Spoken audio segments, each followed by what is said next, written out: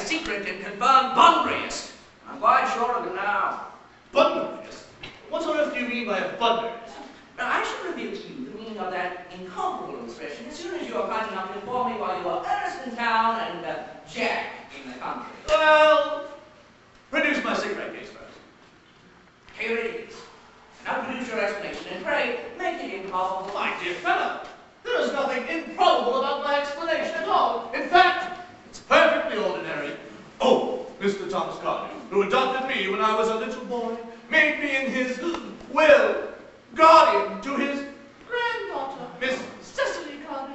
Cecily, who addresses me as her uncle from motives of respect you could not possibly appreciate, lives at my place in the country under the charge of her admirable governess, Miss Prism.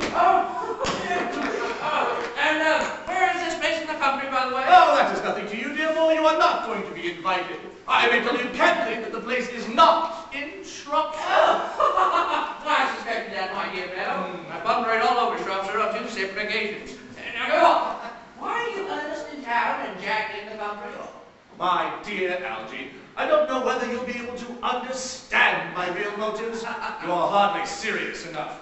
When one's placed in the position of guardian, one has to adopt a very high moral tone in all subjects. It's one's duty to do so. And as a high moral tone can hardly be said to conduce very much to either one's health or one's happiness.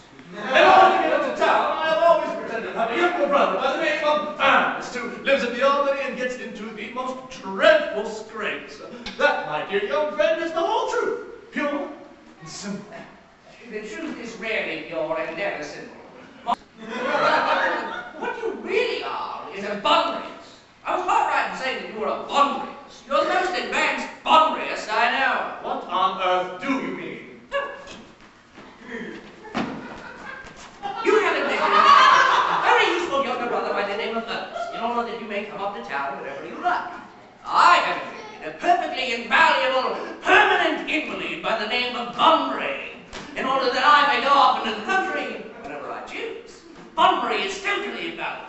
If it wasn't for Bunbury's extraordinarily ill health, for instance, I wouldn't be able to dine with the Willises tonight, but I've actually been engaged to Lady Gossip for more than a week. I haven't asked you to dine with me anywhere tonight. No, you are. Besides, now that I know you to be a confirmed Bunburyist, I naturally want to speak to you about bunburying.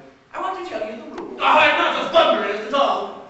If Gwendolyn says, I'm going to kill my brother. Indeed, I think I'll kill him in any case. Cecily is a little too much interested in him. It is rather a bore. So I'm going to get rid of Earnest, and I strongly advise you to do the same with with your invalid friend who has the absurd name. Nothing will induce me to part with Bunbury. And if ever you get married, what seems to me extremely problematic, you will be very glad to know Bunbury. A man who marries without knowing Bunbury has a very tedious time.